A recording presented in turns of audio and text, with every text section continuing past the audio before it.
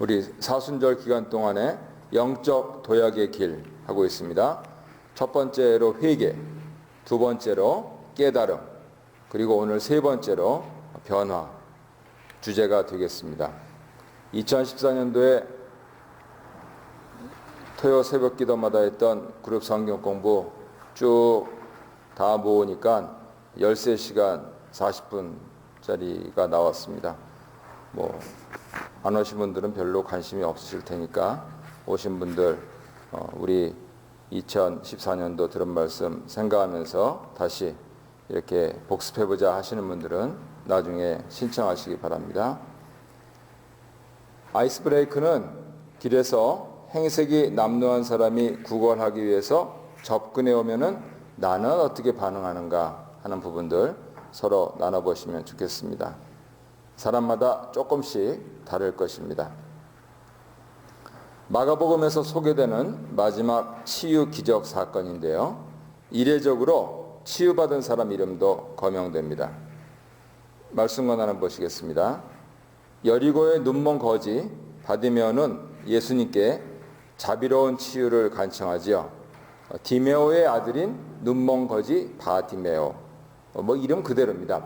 아들 디메오, 아버지 이 성함이죠. 그러니까 디메오의 아들 바디메오인데 사건 배경 장소는 여리고입니다. 여리고는 예루살렘으로 오르막길로 약 35km 지점에 있다고 합니다. 이런 거를 보면 또 성지순례도 갔다 와야 될 것 같고요. 그런데 이러한 지리적 배경을 감안하면 여리고에서 나오실 때 지금 이 바디메오 사건이 일어났다 하는 것, 이 바디메오 사건은 예수님께서 예루살렘 입성하시기 직전이다 하는 것을 암시합니다. 바디메오는 앞 못 보는 맹인이고 구걸하던 거린이었죠. 맹인이었기 때문에 유대인 공동체에서 늘 소외됐고요. 그리고 부를 하나님 복 주신 결과로 이해했던 당시, 그리고 당시와 다르지 않은 요즘과 비교해보면 참 지지리도 박복한 인생의 대명사였을 것입니다. 마치 여리고가 영원히 재건될 수 없는 것처럼 바디메오는 자기 힘으로는 결코 일어설 수 없는 버림받은 인생처럼 보였던 것이죠. 2번 보겠습니다. 그런데 이 길가에 앉아있던 눈먼 거지는 나사렛 예수, 저 북쪽에 갈릴리에 이름 없는 동네에 예수님의 제자인 나다나엘조차 나사렛에서 무슨 선한 게 나겠느냐, 그렇게 얘기했던 그곳 출신 선지자 예수시다 라고 하는 그 말을 듣고 그분을 향해 소리를 질렀습니다. 길가에서 동냥하면서 들은 풍월로는 도저히 시골 선지자의 머물 분이 아니었던 것이죠. 이분이 상황을 알았는지 몰랐는지 모르겠습니다만 우리는 결과적으로 예수님께서 되돌아오실 수 없는 그 예루살렘으로의 마지막 길을 가시는 거기 때문에 마치 모든 인생에게 마지막 기회였던 그 순간, 그 찰나, 그거를 알기나 하듯이 사력을 다해서 예수님을 불렀습니다. 사람들이 방해도 아랑곳하지 않았죠. 불쌍히 여기소서라고 했는데 하나님을 향한 탄원의 소리를 바로 예수님께 적용한 것입니다.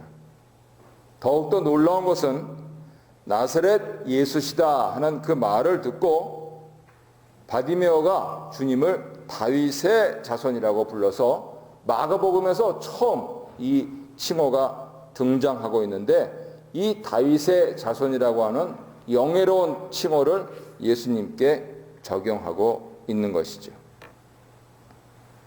당시 사람들이 랍비, 선지자, 심지어 수제자인 베드로조차 변화산에서 그 놀라운 광경을 보고도 내려오자마자 바로 라삐어 이렇게 부르고 있는 형편을 고려하면은 바디메오가 다윗의 자손이여 이렇게 부르는 것은 마치 위대한 베드로의 신앙 고백에 비견할 만한 것이죠.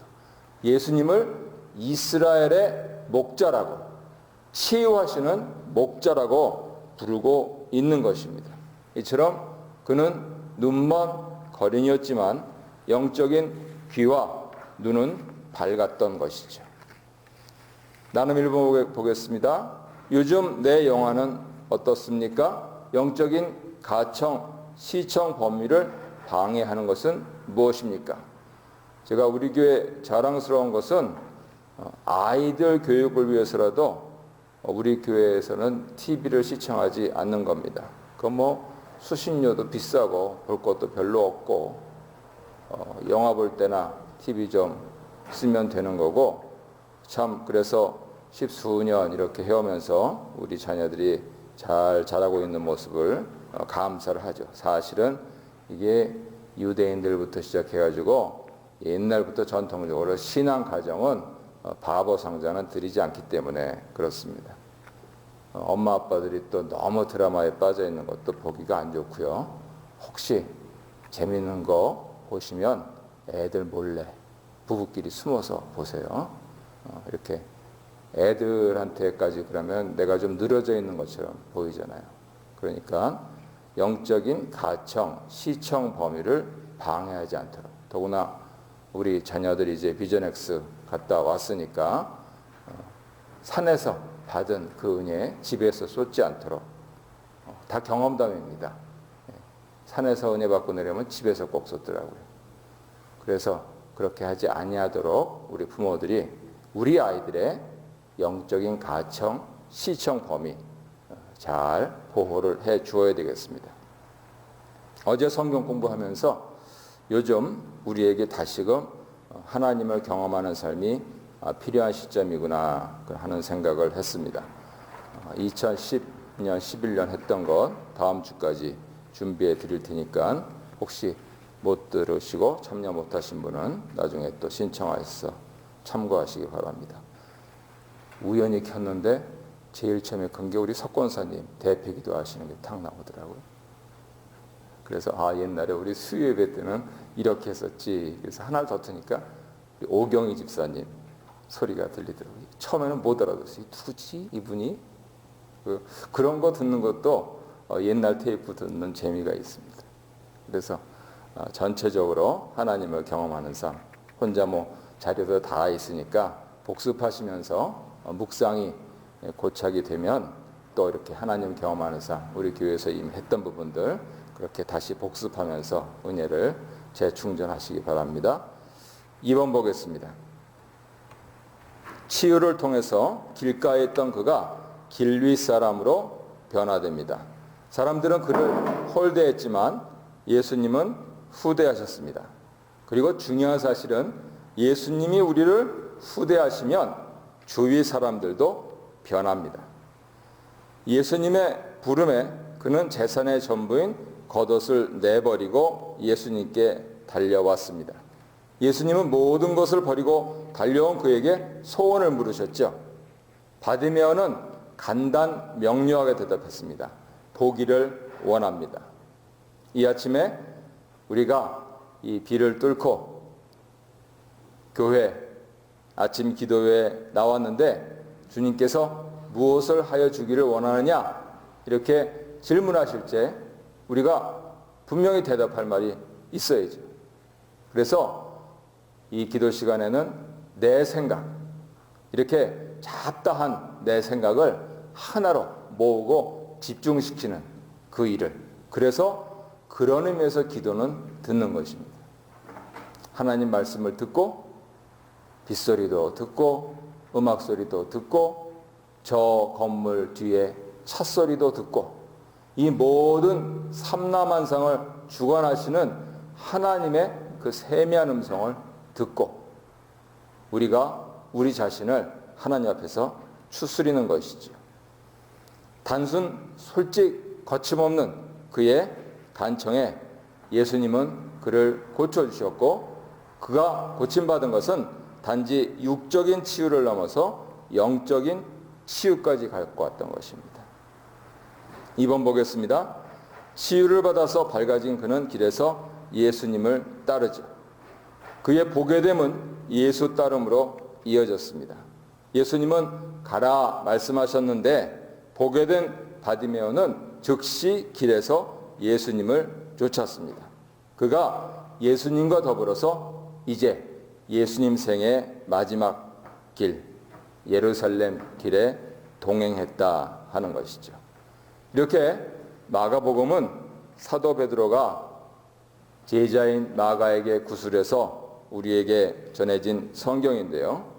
베드로 자신을 포함해서 12제자가 아니고 이 바디메오, 전혀 관심 없고 소외되었던 그 사람이 예수님을 만나서 예수님께서 말씀하신 참 제자의 전혀, 누구든지 나를 따르려거든 자기를 부인하고 자기 십자가를 지고 나를 좇을 것이니라 하는 그것을 그대로 실천한 분으로 성경에 만세 기록이 되고 있는 것입니다.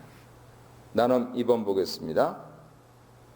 주님께서 소원을 물으실 때 어떻게 대답하렵니까? 이 아침에 주님께 드릴 기도의 구체적인 제목이 무엇입니까? 나는 3번입니다. 삶의 조건이나 환경이나 관계와 같은 가시적인 변화보다도 더 중요한 것은 인격이나 성품이나 가치관 같은 깊은 내면의 변화지요. 예수를 오래 믿고 내 속사람이 변하지 않는다 하는 부분들은 노란불에서 빨간불로 넘어가는 겁니다.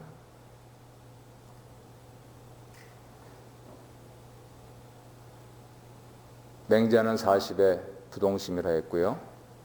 공자는 불혹이라 했습니다. 링컨은 자신 얼굴에 책임지라 그랬습니다. 무슨 소리입니까? 사람 더 이상 변하지 않는다는 겁니다.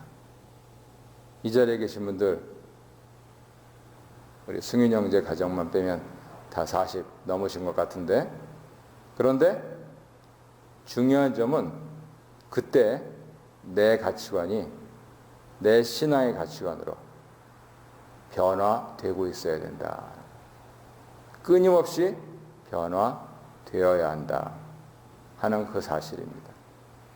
함께 기도드리실 때 주님만이 제 삶의 이유와 목적과 동력임을 알도록 어두운 제 눈을 밝혀 주시옵소서. 나와 우리 교우들 영안이 열려서 제자의 길을 가게 해 주시옵소서.